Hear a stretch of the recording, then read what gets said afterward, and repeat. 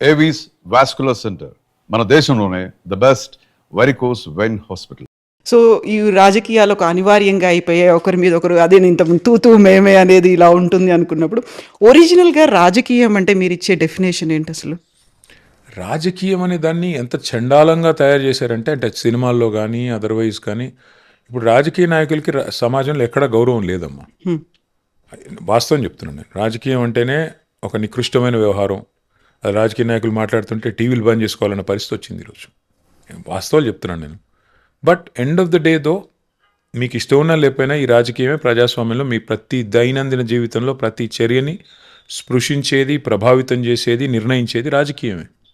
అల్టిమేట్గా ప్రజాప్రతినిధులు ఎవరైతే ఉన్నారో వారే తెల్లారలేస్తే మీరు మాడే ఉప్పు, పప్పు, సబ్బు, మీ బండ్లో పోసుకునే డీజిల్, పెట్రోల్తో సహా అన్నిటి ధరలు, వాటి ట్యాక్సులు నిర్ణయించేది రాజకీయమే.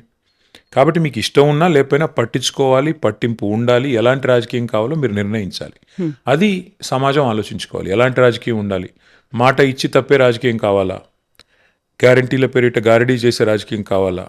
లేదా ఒక మాట ఇస్తే తప్పకుండా నిలబెట్టుకునే రాజకీయం కావాలా? ప్రజలు ఆలోచించుకోవాలి. సో ఇప్పుడు పార్టీల గురించి మాట్లాడుకున్నప్పుడు, రాజకీయాల గురించి మాట్లాడుకున్నప్పుడు ఎప్పుడైనా అరే బీఆర్ఎస్ పార్టీ ఈ తప్పు చేయకుండా ఉంటే బాగుండేది, ఇలాంటి పొరపాటు చేయకుండా ఉంటే బాగుండేది? చాలా చేసాం కవిత. ఒకటి, అందరం మనుషులమే కదా. మేము తప్పు చేయలేదు, మేము దైవాంశ సంభూతులం అని నేను పొరపాటును కూడా అన్నాను. చాలా తప్పులు చేశాము, చాలా పొరపాట్లు జరిగినాయి. ఎగ్జాంపుల్ చెప్తాను. టీఎస్పీఎస్సీ పేపర్ లీక్ అయింది.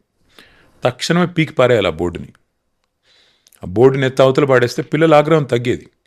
ఆ బోర్డు దరిద్రం అంతా మేము మోసినట్టు అయింది. చివరికి తప్పు మాది కాదు, ఎవరో చేసిన తప్పు, కానీ ఆ దరిద్రం అంతా మాకు చుట్టుకుంది. తప్పే కదా అది. అట్లాంటివి ఎన్నో జరిగినాయి. డెఫినెట్గా ఇలాంటివి జరిగినాయి. రెండో తప్పు, మేము చేసిన పని సరిగ్గా చెప్పుకోలేదు. ఉదాహరణకు చెప్తాను. తెలంగాణ రాకముందు తెలంగాణ ప్రాంతంలో 5 మెడికల్ కాలేజీలు ఉండేదమ్మా. మేము ఒక్కటే రోజు 8 కొత్త మెడికల్ కాలేజీలు ప్రారంభించాం ప్రభుత్వంలో. కానీ దానికి అడ్వర్టైజ్మెంట్ కూడా ఇవ్వలేదు మేము. మరి అంతా కేవలం ఒక బటన్ నొక్కి, కేసీఆర్ గారు ఒక బటన్ నొక్కి 8 మెడికల్ కాలేజీలు ఒకటే రోజు ఆయన క్యాంప్ ఆఫీస్ నుంచి ప్రారంభించారు. ఇంకో ముఖ్యమంత్రి అయితే ఏం చేసేవారు? 8 మెడికల్ కాలేజీలకి ఒక్కొక్క చోట లక్ష మందితో మీటింగ్ పెట్టి వాళ్ళందరితో చప్పట్లు కొట్టించుకొని అక్కడ ప్రారంభించేవాళ్ళు. అది కూడా తప్పే.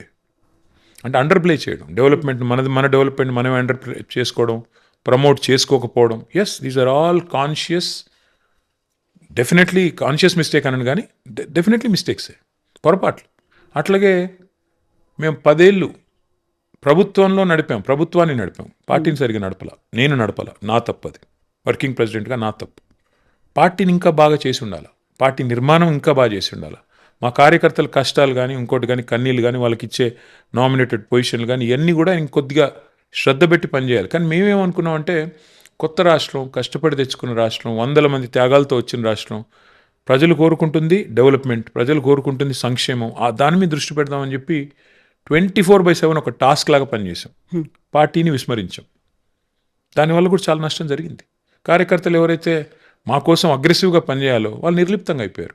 ఏముందిలే, డైరెక్ట్గా అన్ని పోతున్నాయి పథకాలు, డైరెక్ట్గా ప్రజలకు అందుతున్నాయి కదా, మాకేంలే అన్నట్టు కొంత ఉదాసీనంగా మారిపోయారు. దానివల్ల కూడా నష్టం జరిగింది.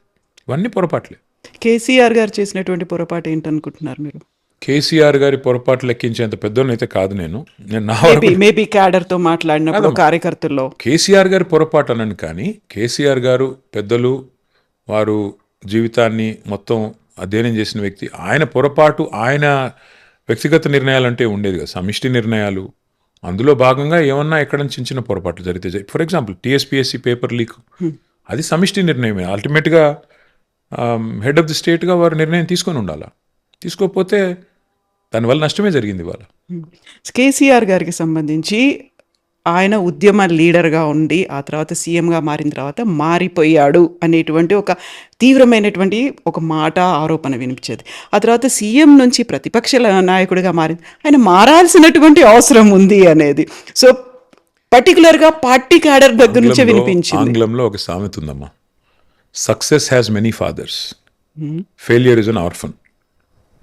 అంటే విజయం సాధించినప్పుడేమో ఆయన చాణక్యుడు, ఆయన అభినవ అది అని పొగిడేవాళ్ళు ఉంటారు.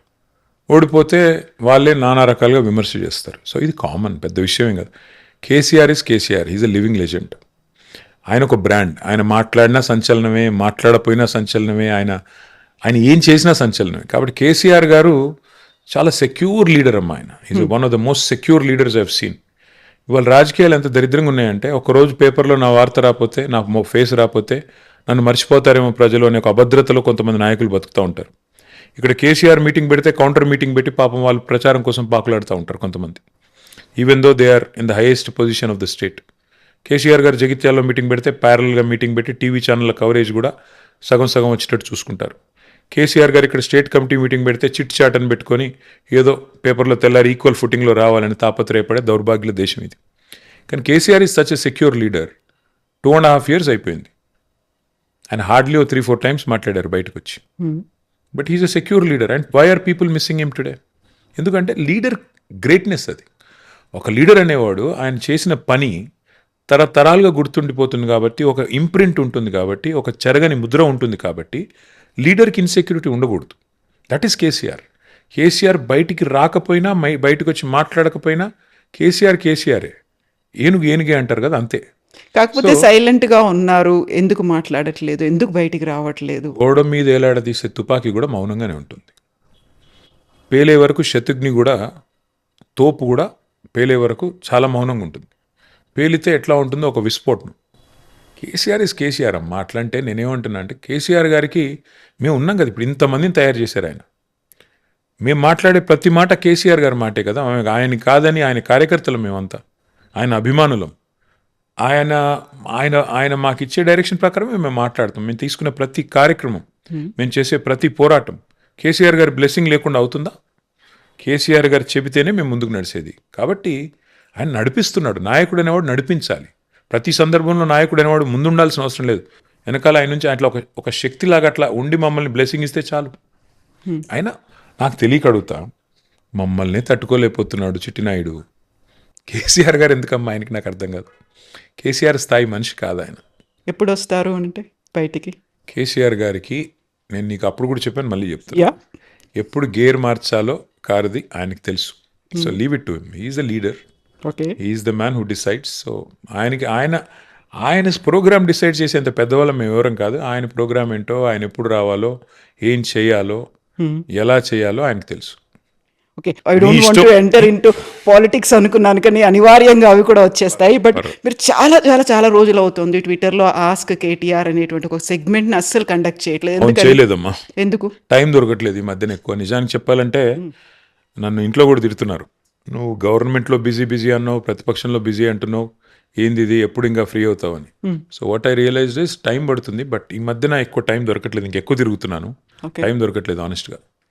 సో టైం దొరకట్లేదు అనుకున్నప్పుడు బయట మీరు ఎంత చేసినప్పటికి కూడా, ఈవెన్ వాళ్ళు సంతృప్తి ఉందా, ఎక్స్పెక్టేషన్స్ ఉన్నాయా, ఇవన్నీ అయినప్పుడు కూడా చెయ్యలేదు అని తిట్టుకునేవాళ్ళు. ఇంతసేపు మేము వెయిట్ చేసినప్పుడు అరే ఇంకెంతసేపు అంటే కింద చాలామంది ఉన్నారు, టైం పడుతుంది, ఇవన్నీ ఉన్నప్పుడు కంప్లైంట్స్ అనేవి ఉంటాయి. దెన్ ఫ్యామిలీ టైం అనుకున్నప్పుడు అక్కడ ఫ్యామిలీలోంచి కూడా కొన్ని గొడవలు అనేవి ఉంటాయి, కొన్ని అర్థం చేసుకోవాల్సినటువంటి అవసరాలు ఉంటాయి. You are not spending much time with them. పిల్లలకి స్కూళ్ళకి కాలేజీలకి వెళ్ళాలి అంటే how you are like able to manage those things? I'm not able to manage. ఎవరు చెప్పాడు మీకు నేను మేనేజ్ చేస్తున్నాను?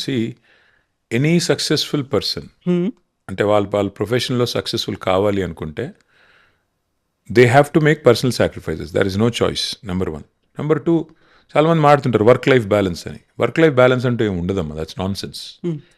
అది ఇంపాసిబుల్. అది ఎవడి వల్ల కాదు, అది ఇంపాసిబుల్. అది అచీవ్ చేయడం అనేది సామాన్యమైన విషయం కాదు. అది జరగని పని. ఇప్పుడు మనం ఈరోజు ఇక్కడ కూర్చొని మాట్లాడుతున్నాం. మీ ఇంటి వాళ్ళు ఎదురు చూస్తూ ఉంటారు, మా ఇంటి వాళ్ళు ఎదురు చూస్తుంటారు. ఎక్కడుంది వర్క్ లైఫ్ బ్యాలెన్స్? అది ఇంపాసిబుల్. ఇప్పుడు మళ్ళీ ఇక్కడ ఎక్కిన తర్వాత కార్లో ఫోన్లు ఉంటాయి, వాట్సాప్ మెసేజ్లు ఉంటాయి, అవి 100 ఉంటాయి. అన్నింటికో అడ్రస్ చేసుకుంటూ ఇంటికి పోవాలి. Some times body present mind absent అన్నట్టు ఉంటుంది. ఎదురుగా కూర్చుంటాం, మనిషి ఇట్లా కూర్చొని ఉంటాం, కానీ ఎంతసేపు ఫోన్ పీకుతుంటుంది, పక్కన ఎవరో ఫోన్ చేస్తుంటారు. సో ఫిజికల్గా అక్కడ ఉన్న మనిషి అక్కడ లేడు. ఇది ఈరోజు పరిస్థితి. వర్క్ లైఫ్ బ్యాలెన్స్ అనేది ఇట్స్ ఎ మిత్. అది లేదు. నెంబర్ 1. నెంబర్ 2, ఎస్ నువ్వు సక్సెస్ఫుల్ కావాలంటే సాక్రిఫైస్లు తప్పవు. నేను చేయలేదు అబ్బా బువ్వా కావాలంటే కుదరదు.